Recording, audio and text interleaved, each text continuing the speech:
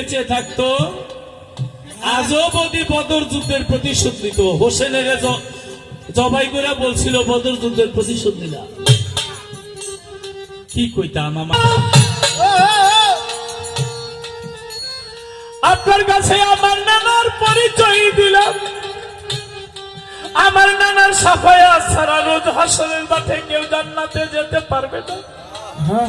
সাফায়াতের ভার পাবে আমার নানা, আর কেউ না। পৃথিবীর গাছগুলিকে যদি কলম বানাই, পানিকে যদি কালি বানাই, পৃথিবীতে যদি খাতা বানাই, আমার নানার গুণগান লিখে শেষ হবে না। এইবার বলেন আপনার নানা বড় নাকি আমার নানা বড়? বলেন। নবীর জবাবের আগেই চোখের পানি এসে গেছে। মা ফাতেমা চলে এসেছে। কিরে হোসেন, আমার এতিম বাবারে কি তুই কোনো কষ্ট দিয়েছিস? হোসেন বলে, মা আমি কষ্ট তো দেই নাই, আপনার আব্বার আমি দুইজনে পাল্লা লাগছি, আপনার বাবাই আমার সাথে পারে নাই। আমার নবীকে ফাতেমা, আমার হোসেনকে কিছু বলো না। আমি সত্যি সত্যি আজকে হোসেনের কাছে হেরে গেছি। আমার কোন সন্তান জান্নাতের সন্তান হবে না, কিন্তু আলীর সন্তান জান্নাতের সন্তান হবে। আমার এতগুলি স্ত্রী কেউ জান্নাতের সন্তান হবে না, কিন্তু আলীর স্ত্রী জান্নাতের সন্তান হবে। আর হোসেনের সাথে আমি হেরে গেছি। আমার চোখে পানি এর জন্য পানি না যে আমি আজকে যার কাছে হেরে গেলাম, ওই কারবালার প্রান্তরে আমার হোসেন যখন শহীদ হয়ে যাবে, সেদিন আমার হোসেন থাকবে কোথায়? হোসেন বলে, নানা গো এইভাবে বলবেন না। আমি যখনই যেখানে থাকি আমি যেন আপনার বুকের মধ্যে থাকি, আমাকে ভুলে যাবেন। আমার নবী বলে, হোসেন আমার কাছে আসে এখন। আর নবীর গালের মধ্যে, হোসেনের গালের মধ্যে চুমা খায়, ঠোঁটের মধ্যে চুমা খায়, কপালে চুমা খায়, গলার মধ্যে চুমা খায়, আর বুকের মধ্যে জড়াইয়া ধরে। তখন এই হোসেনকে যখন শহীদ করা হয়, প্রত্যক্ষদর্শীরা বলেছে হোসেন একবার মাও বলে নাই, বাবাও বলে নাই, যতবার তীর নিক্ষেপ করেছে কলিজার ভিতরে ঢুকছে আর চিৎকার দিয়েছিল, নানা নানা নানা গো।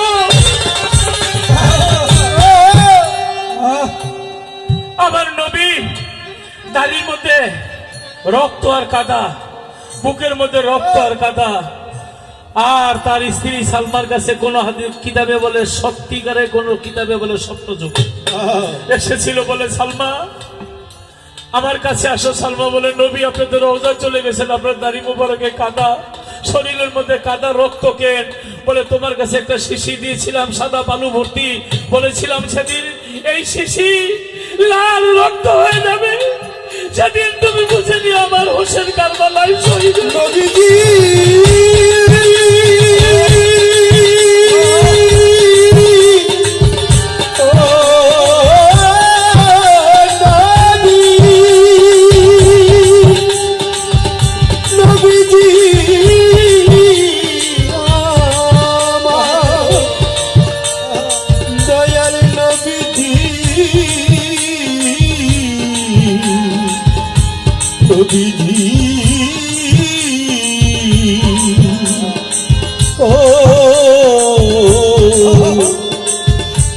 দয়াল নবী,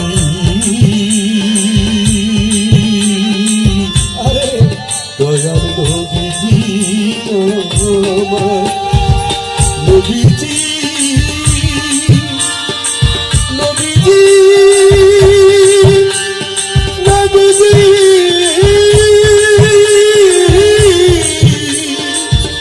নবীজি। ও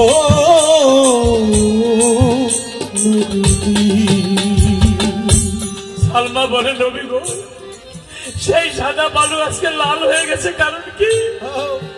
নবী বলে, আমি বলেছিলাম যেদিন সাদা শিশির সাদা বালু লাল হয়ে যাবে সেদিন বুঝে নিও হোসেন কারবালায় শহীদ হয়ে গেছে। আমি আমার হোসেন যখন নানা নানা বলে চিৎকার করেছিল, আমি রওজা থেকে আমার হোসেনের কারবালায় চলে গেছিলাম, হোসেনকে বুকের মধ্যে নিয়েছিলাম। যতগুলি তীর হোসেনের কলিজার মধ্যে নিক্ষেপ করেছে, হোসেন যত না গলা করে খেয়েছে আমার বুকের মধ্যে নয়, আমি বালুর মধ্যে গলা করেছি।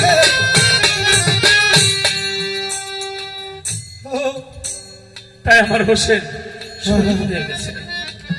আবুল ভাই, এই হোসেনকে যারা শহীদ করেছিল তারা বলেছিল হোসেনকে শহীদ করার পরে আমরা আসরের নামাজ পড়ব।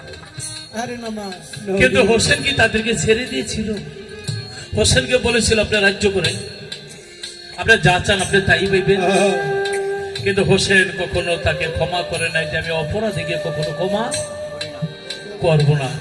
তাই মসজিদ বুঝি না, মাদ্রাসা বুঝি না, রাস্তা বুঝি না, ঘাট বুঝি না, হাট বুঝি না, বাজার বুঝি না, যেখানে আল্লাহ সৃষ্টি আছে, যেখানে নবীর উম্মত আছে, যারা নবীকে চিনে না, যারা আল্লাহকে বুঝে না, তাদেরকে বুঝাইবার জন্য আহলে বায়াতদারি যারা ভালোবাসে, আহলে বায়াত যারা বিশ্বাস করে, পীর ফকির তার ভক্ত আশেকার সমস্ত জায়গার মধ্যে তাদেরকে হেদায়েত করে দিল।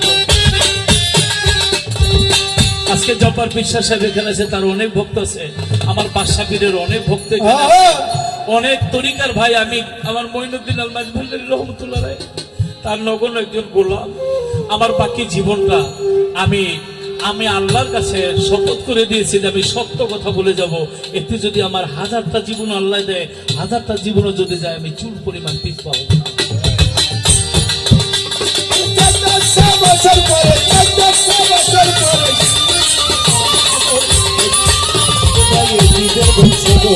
বাংলাদেশে আছে এজিদের বংশ। করে এজিদ যদি বেঁচে থাকতো, এই এজিদ হোসেনকে শাহাদাত করার পরে বলছিল আহারে কল্লাটা কাইটা একটা তীরের মধ্যে ঢুকাইয়া ওর লোকেরা তারপরে হোসেনের কল্লাটা নিয়ে ঘুরতো। ঘুরছে আর এজিদ বলছে ওই যে বদরের যুদ্ধে আমার নবী যেখানে আবু জাহেল উতবা সাহেবরে ওই বদরের যুদ্ধের মধ্যে ধ্বংস করেছিল, আর এজিদ বলেছিল আমি সেই প্রতিশোধ। দুঃখের বিষয় আমার বাংলাদেশে অনেক লোক, তার অনেক অনুসারী, অনেক ভক্ত, তারা হোসেনের ওয়াজ করে না, হাসানের ওয়াজ করে না, এজিদের ওয়াজ করে। এজিদ বলে 100 রাকাত নামাজ পড়ছে, এজিদ বলে 12 মাস রোজা রাখছিল, এজিদ বলে সুন্দর করে ইত্যাদি পানি দিয়ে ইত্যাদি করত। ওই এজিদের ওয়াজ করে, হাসানের ওয়াজ করে না, হোসেনের ওয়াজ করে না, আমার নবীর ওয়াজ করে না। অথচ সে বুঝাইতেছে ওই খাঁটি মুসলমান, আমরা মুসলমান না, ওই বুঝাইতেছে এই কথাগুলি আপনার আমার মাধ্যমে মসজিদ মাদ্রাসা যেখানেই ও আছে সেখানে ওর মুখোশটা খুলে দিতে হবে। যেমন আমি গান লিখছি, এজিদ যদি বেঁচে থাকতো আজও বদি বদর যুদ্ধের প্রতিশোধ দিত। এজিদ যদি বেঁচে থাকতো আজও বদি বদর যুদ্ধের প্রতিশোধ দিত। আহলে বায়াত খুন করিত, আহলে বায়াত খুন করিত যত নারী নর, আহলে বায়াত খুন করিত যত নারী নর। বাংলাদেশে আছে রে এজিদের বংশধর, বাংলাদেশে আছে রে এজিদের বংশধর। 1400 বছর পরে পাইলাম একটা খবর, বাংলাদেশে আছে এজিদের বংশধর, বাংলাদেশে আছে এজিদের বংশধর, বাংলাদেশে আছে এজিদের বংশধর। ওরে এজিদ যদি বাংলাদেশ আইতো, এজিদেরও বংশ দেখে বাহুবল বর্ষর। আপনারা জানেন হুসনি দালান ঢাকার মধ্যে যেখানে হোসেনের তাজিয়া করে, হোসেনকে ভালোবাসা অনেক অনুষ্ঠান করে, তারা সেই জায়গার মধ্যে গিয়ে আজবদি বোমা মারে। এজিদ যদি বাংলাদেশ আইতো, এজিদেরও বংশ দেখে বাহুবল বাড়ত। কাঠবালার মান মানায় কইতো সুন্নি জবাইতো, কারবালার আবুল ভাই কারবালার মান বানায় কইতো সুন্নি জবাইতো। বাংলাদেশে আছে রে এজিদের বংশধর, বাংলাদেশে আছে রে এজিদের বংশধর। 1400 বছর পরে, 1400 বছর পরে বাংলাদেশে আছে এজিদের বংশধর, বাংলাদেশে আছে এজিদের বংশধর। ওরে আল্লাহর বান্দা নবীর উম্মত, সরকার কইল দিবে আহলে বায়াত করো শপথ। এখনো সময় আছে, আসেন আমরা শপথ করি। ওরা একটা বাচ্চা মায়ের গর্ভে থাকলে 1 মাস 2 মাস 3 মাস 4 মাস 5 মাস একটু বোঝা যায় তার গর্ভে একটা সন্তান চলে আসে।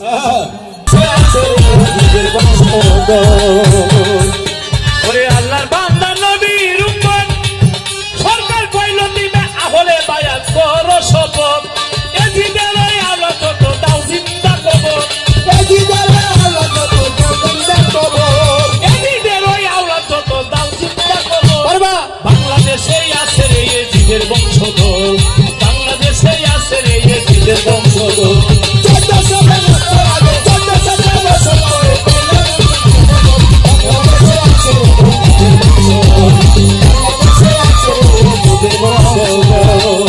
তবে আবুল ভাই যত যাই হোক বুঝ জানাইছে লতিফ সরকার জবাব দিতে চাই রে জবাব দিতে চাই রে জবাব দিতে চাই আমার নবী ছিল আছে থাকবে এটা কোন অবস্থায় মালা কি বাসারি হাকি কি রূপটা সারি নৌকা খাই নাই ডুবার ভয় সেই নৌকায় নাই ডুবার ভয় পারে কে যাবে নবীর নৌকাতে আয়, পারে কে যাবি